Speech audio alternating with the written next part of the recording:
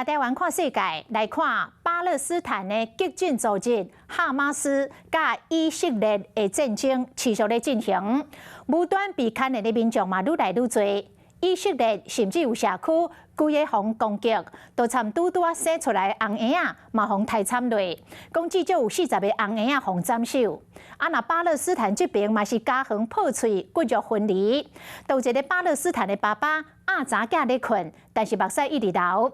原来，伊这个心肝宝贝已经往生，予炸弹崩死了。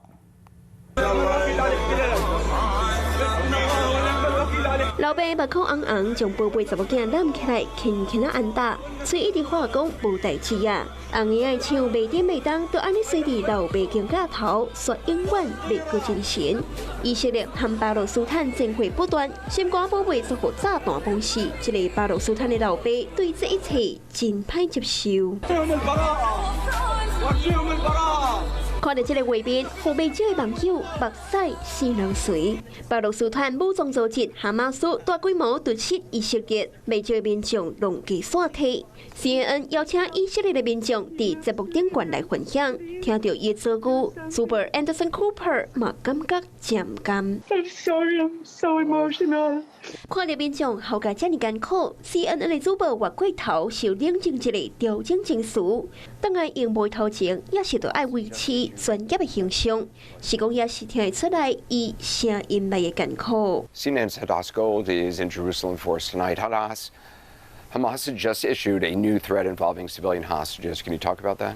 以色列和巴勒斯坦的冲突状况严重。以色列当地记者今日被攻击的社区，军人讲这状况是比想的也更加凄惨。当然，多出是红婴仔拢无被放过，至少都有40个红婴仔被杀害。It's not a war. It's not a battlefield. It's a massacre. It's a terror activity. Babies, their heads cut off. That's what they said. Gunned down, families completely gunned down in their beds. They say they will continue to be here, continue to kill every terrorist who is in the area. 以色列的记者伫现场采访，向传来爆炸声音。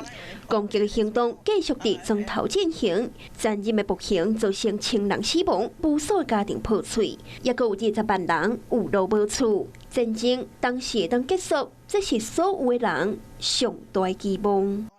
Hello， 我是雷亚，想要抢了先掌握最及时的新闻资讯吗？赶快订阅、按赞、开启小铃铛，锁定华视新闻 YouTube 频道。